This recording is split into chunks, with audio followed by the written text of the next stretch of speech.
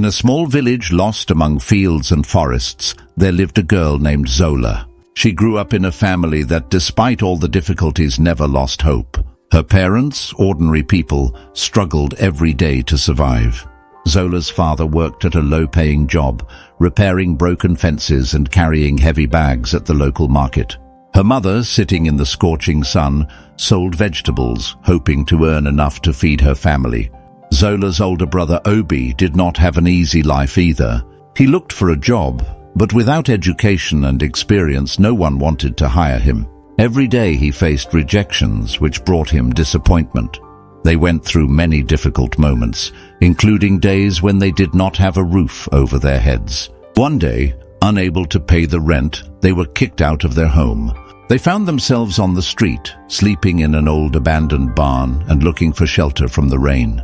Despite all the difficulties, Zola's parents always emphasized the importance of education. "Money comes and goes, but no one can take away knowledge," her father said. Even when there was no food in the house, they tried to provide the children with textbooks and a school uniform.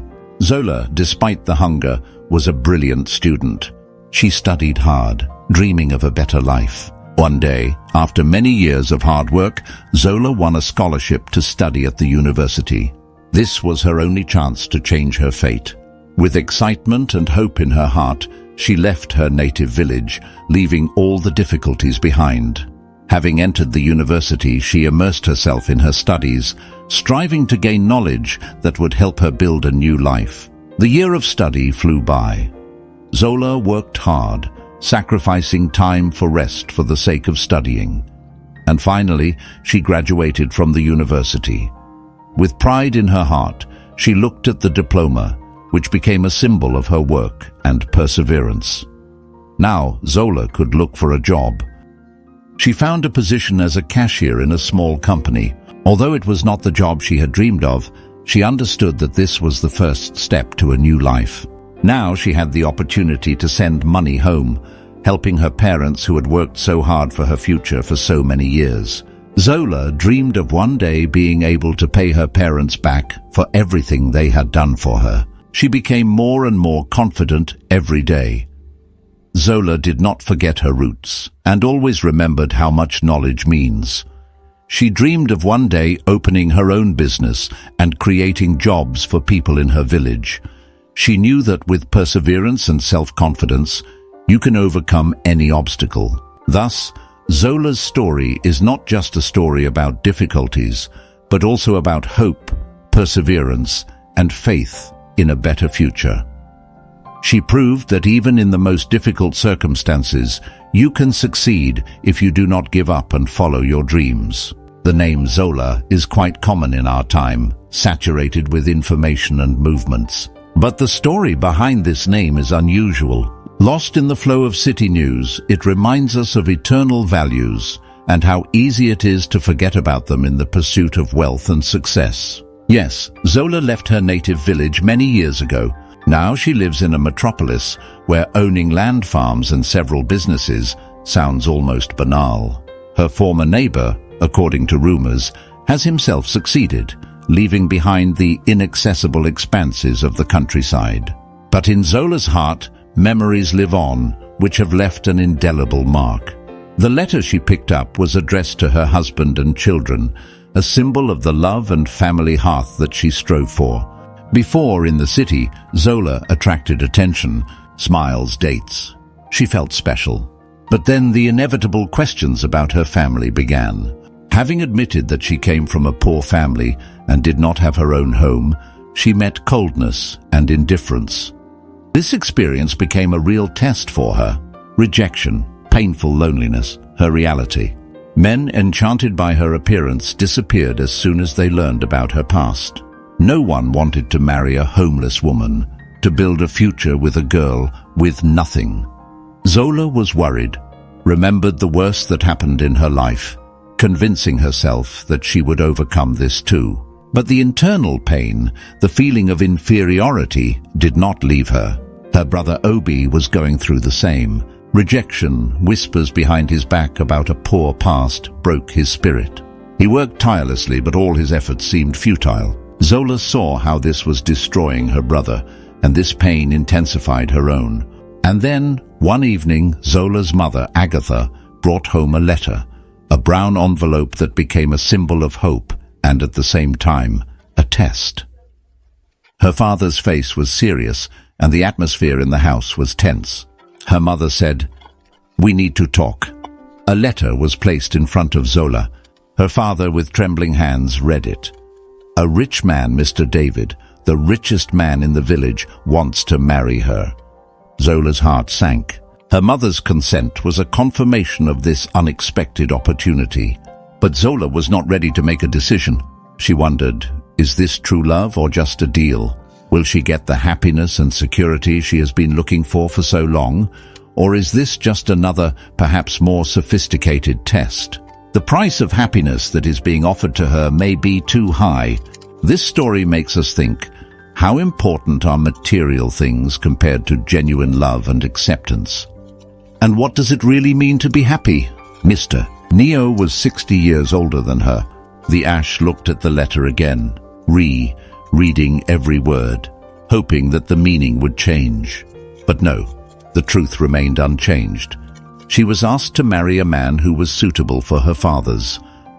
The chest was squeezed in pain. She wanted to refuse, wanted to run away, but then the image of her family appeared before her eyes. She remembered the sadness in her mother's eyes when bags of food were brought to the house. For the first time in a long time they could fall asleep, not tormented by hunger. I remembered my father's fatigue, his silent presence at the table, too weak to speak. And then she remembered the medical opinion, which she accidentally found cleaning in the house. The paper was hidden among old documents in a wooden box. She opened it out of curiosity, and the world collapsed. Father was sick. The operation necessary for him cost more than they have ever seen. Father did not tell her anything. He did not want her to worry, but now she knew. She could no longer pretend. Her brother, Ob, so many times tried to get a job, but they refused him. The world did not care about the poor. He dreamed of a better life, but the door in front of him slammed over and over again. The Ash wiped her face and took a deep breath. If the marriage with Mr. Neo is the only chance to save her family, give her mother hope, to provide treatment to her father, to support her brother, she is ready. She went to the table where her parents were sitting. Hope was red in their eyes. Calm got up in his throat, but she was still able to whisper, "If this helps my family, I agree." Mother burst into tears. Father closed his eyes and exhaled heavily. The decision was made. On the day of meeting with Mr. Neo, she was sitting on a wooden stool, folding her hands on her knees. The heart was pounding like a drum. Her mother insisted that she put on the best dress, a simple blue, already losing his novelty but still quite decent. The hair is neatly collected, the face is washed. A little oil is applied to the skin so that it does not look dry. Father was sitting nearby, his face was impenetrable. Ob stood at the door, crossing his arms, observing the road intently. A few minutes later, a black car drove along the dusty village path. The Ash swallowed. Now everything has become a reality. The car stopped, the door opened, and a man came out of it. Mr. Neo. He was old as she imagined. A wrinkled face, completely grey hair, slightly hunched back, slow steps. But despite this, his face remained calm, and warmth glowed in his eyes. She was afraid that he would be cruel, arrogant or indifferent. But watching him, he suddenly realized he did not look like a bad person. He respectfully greeted her parents, first shaking his hand to his father, then turned to her. "So you are Ash?" His voice was deep but soft. She nodded, unable to answer. He grinned. "I heard a lot about you. You are a smart and strong girl." She looked at her parents, not knowing what to say. "Come, sit down with me." He pointed to the bench by the house. The Ash with trembling legs approached and sat next to it. She felt the views of others, but focused only on it. The conversation began easily, without the tense silence, which she was afraid of. He spoke wisely, at ease, as if they were old friends. He asked about her life, dreams, family, and really listened to her. He did not interrupt, did not require respect, did not speak down. Interest was read in his eyes. "You are an unusual girl," he said at some point. "I admire you." Fear slowly retreated. Yes, he was old, but at least he was kind. And perhaps everything will not be as bad as she was afraid. The days flew by quickly. Her wedding was organized. Mother and women from the village helped to prepare. They sewed her simple white dress, not luxurious, but beautiful in her own way. They braided the hair, smeared the skin with oil to give the radiance. People whispered, someone with excitement, someone with pity. The young girl marries the old man. She had no choice, all for the sake of the family. She heard their words, but was silent. The decision has already been made. The wedding day, standing in front of a small mirror, she looked at her reflection and prepared for a new stage of her life. The ash looked at her reflection. A snow, white dress, neatly laid hair, a light blush on her cheeks. She looked like a bride. But inside I did not feel like that. Her fingers trembled when she straightened the veil, as if trying to convince herself of the reality of what was happening. The silence was broken by the soft sound of steps. Her mother entered the room, carefully resting her hand on her daughter's shoulder. "My child," she whispered, and in her voice a mixture of love and sadness sounded in her voice. "This is now your life. Be strong, be a good wife, but remember, whoever you become, you will always remain my daughter." The eyes of the ash were filled with tears, but she only nodded silently. Words were no longer required. The time has come. Modest but solemn, she gathered many guests. Someone came out of curiosity, someone sincerely rejoiced for the newlyweds, and someone simply counted on treats.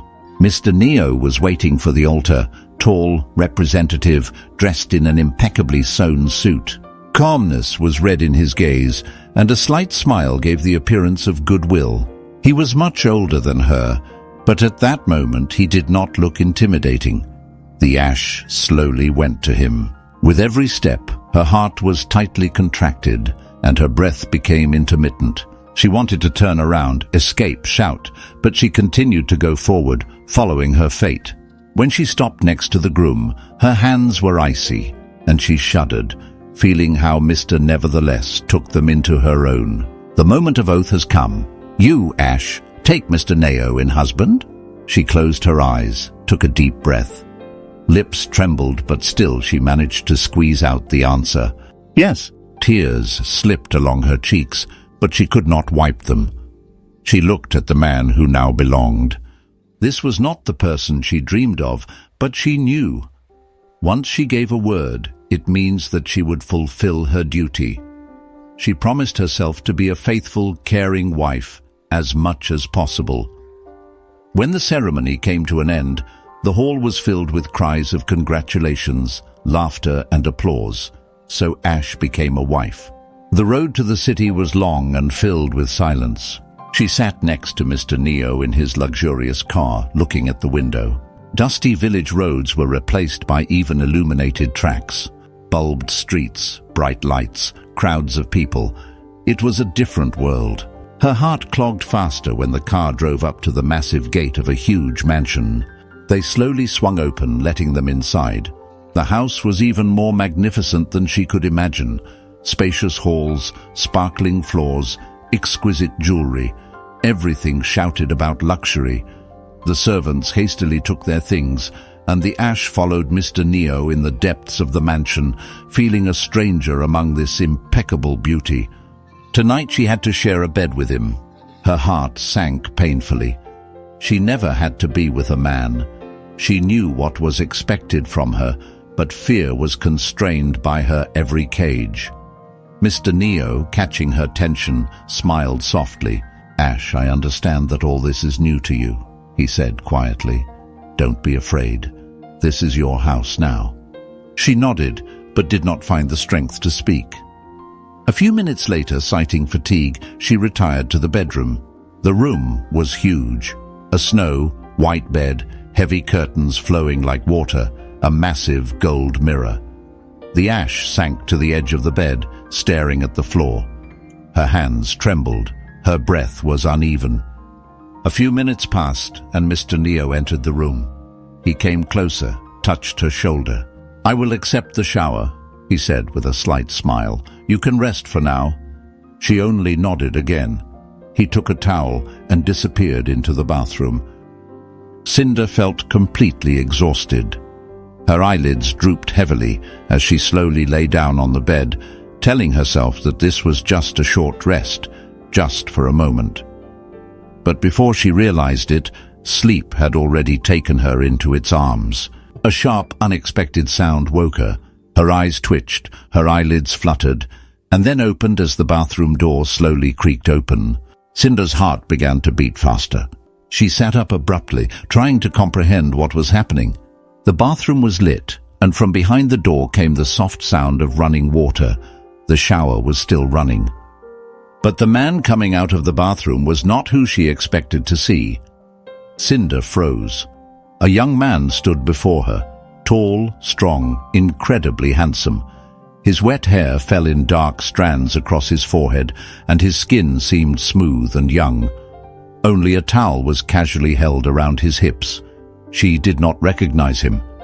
Cold fear enveloped her body. Where was Mr. Neo? Who was this man? "Who are you?" A scream tore from her throat as she staggered back in panic, clutching the sheets with trembling fingers. The stranger slowly raised his hand as if to calm her down. "Zola," he said quietly. She gasped. That voice. She knew that voice. It was Mr. Neo's voice. But how could this be? Zola shook her head frantically. It was impossible. This was some kind of deception, a dream, a nightmare. "No, no," she whispered, feeling her voice tremble. The young man took a step forward. "It's me." His words seemed unreal, like an echo of a distant dream. Everything around her spun. The world began to spin, and Zola froze in place, her body frozen in fear.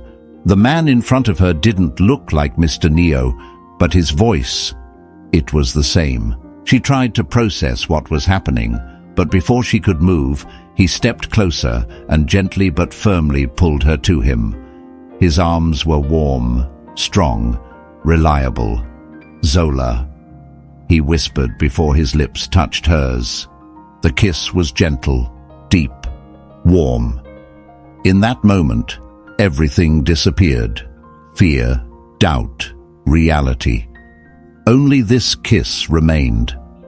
Her heart stopped and then began to beat in a frantic rhythm again. But suddenly, reality crashed down on her with inexorable force. "No!" She pushed him away, jerking back. Her breathing was ragged, her hands were shaking. "Where is my husband?" Tears filled her eyes. Panic squeezed her chest. The young man sighed. "Zola, please listen to me." "No!" she screamed. "I don't know you. Where is my husband? Where is Mr. Neo?" In a fit of desperation, she rushed to the bathroom, hoping to see the old man she had married, but no one was there. She turned around, her chest heaving with unsteady breaths. The man took another step forward. I'm your husband." Zola shook her head, stepping back. No, that's a lie." She fell to her knees, sobbing, feeling her world crumble. The man knelt down next to her, but he didn't touch her. He just spoke. "Zola, I know it's hard to believe, but I am Mr. Neo. I always have been." She looked up, her face wet with tears. He took a deep breath. "I use special makeup to look old." Her eyes widened in shock. "Why her?" Zola whispered. He looked at her, his gaze gentle but serious at the same time. "Because I needed to know who you really are." Zola swallowed. "My grandfather once said, 'A good woman is found not by her money, but by her wisdom.' I have wealth, Zola, more than most people can imagine, but I didn't want a wife who only wanted my money. I was looking for a woman with a kind heart, a strong spirit, and a love that would be true." He paused, looking closely at her face. "I've heard about you, about your struggles, about your kindness, about the sacrifices you've made for your family. I wanted to see if it was true, or if you, like so many others, were simply seeking wealth." Agatha felt her heart pounding. Her head was all jumbled up, spinning. She shook her head, tears streaming down her cheeks. "I don't care what you look like." Her voice trembled. "I just want my husband back." She stood up, her body shaking slightly with emotion. "He may be old, he may be wrinkled, but he's kind, and I've already vowed to take care of him." Her hands clenched into fists. "I won't let appearances fool me." The young man sighed. Something flashed in his eyes that Zola couldn't quite place. "Zola," he said quietly, "do you remember the old man you once helped?" She frowned, confused by his words. "When you worked as a cashier in town," he continued, "there was an old man who came into your store one day. He looked tired, weak, and barely scraped together enough money to buy food, saying his wallet had been stolen. You paid for it and helped him sit down." Agatha's heart skipped a beat. She remembered that day. A cold, rainy evening. An old man, barely able to stand, counting his last coins with trembling fingers. There was pain and confusion in his eyes. She couldn't just stand there and watch. Without thinking, she paid for his purchases, brought him warm tea, and sat next to him until he felt better. A small act of kindness that she hadn't even thought about. And now this man was standing in front of her and suddenly telling her about it. "Why? Why are you telling me this?" she whispered. The young man smiled sadly. "Because that old man was my grandfather." Zola froze. "He never forgot what you did for him that day," he continued. "He told me he met an angel, a woman with a pure heart. He looked her straight in the eyes, and he wanted to know more about you." Agatha held her breath. "He checked your background, Zola," she said quietly. "He learned about your struggles, your family, the sacrifices you've made, and then he came to me with a request." Her lips parted slightly, but no words came. Finally, she continued. "He asked me to marry you." Zola couldn't hide her surprise. Agatha's mind went blank at that moment. "I refused," she admitted. "I never believed in arranged marriages. I didn't want to marry a man I'd never even met." She swallowed, a shadow of pain flickering in her eyes. "But then," her voice wavered, "my grandfather died." Agatha's heart sank painfully as she remembered his last words. He'd asked her to grant him one wish before he died. "To marry you, Zola." Tears welled up in her eyes. "I wanted to do what he wanted, but I didn't want to be forced into marriage. So I came up with a plan." She took a deep breath, steeling herself. "I dressed up as an old man to test you, to see if you were as kind and compassionate as my grandfather thought you were." Zola sat there, stunned and confused. In an instant, everything she believed in had crumbled to dust. "But you know what I didn't expect?" Agatha added, her voice shaking.